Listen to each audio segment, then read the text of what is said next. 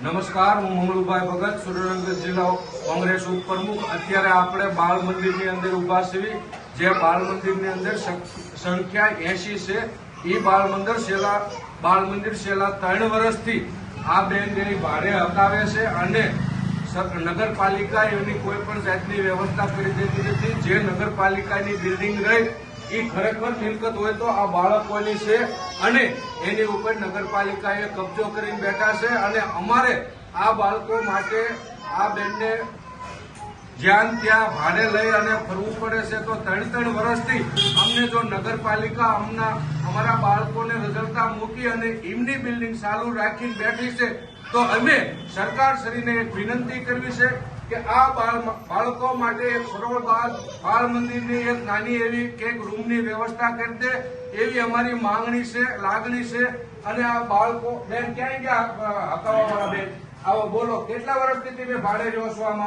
આ બાળકોને ભાડે રાખો છો? અમે વર્ષથી આ બાળ મંદિર ભાડે રાખ્યું છે, પણ અમારે બાળ મંદિરની જગ્યા આપેલી છે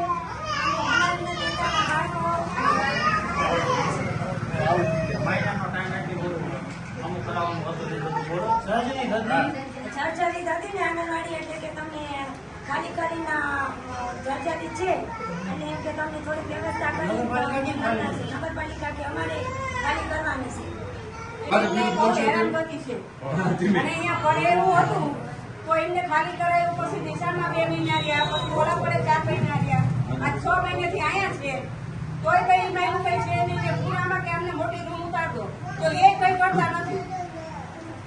અગાઉ 3 મહિના પહેલા અમને જે બાળ મંદિર હતું ત્યાં મામલતદાર સાહેબ આવી અને અતિ જર્જરિત હોવાના કારણે બંધ કરાવી અને નગરપાલિકા અને બધાને ખાલી કરવાનો આદેશ દઈને ગયા છે। તો અમે ખાલી કરી અને ભાડે અત્યારે હલાવી છે, પણ જો નગરપાલિકાની બિલ્ડિંગ જર્જરિત હોવાથી એને પણ આગળના સમયમાં ખાલી કરવી જોઈએ, ચોમાસાના ટાઈમ પહેલા, અને આ વ્યવસ્થા નગરપાલિકાને કરવી જોઈએ। ગામના બાળકોને એક રૂમ બનાવી અને વ્યવસ્થા થાય એવી ગામના નગરજનોની આ 50-80 બાળકોની માંગણી છે કે એક અમને રૂમ બનાવી અને સારી એવી વ્યવસ્થા કરતી હોય એવી આ બાળકોની માંગણી છે। જય હિન્દ, જય ભારત।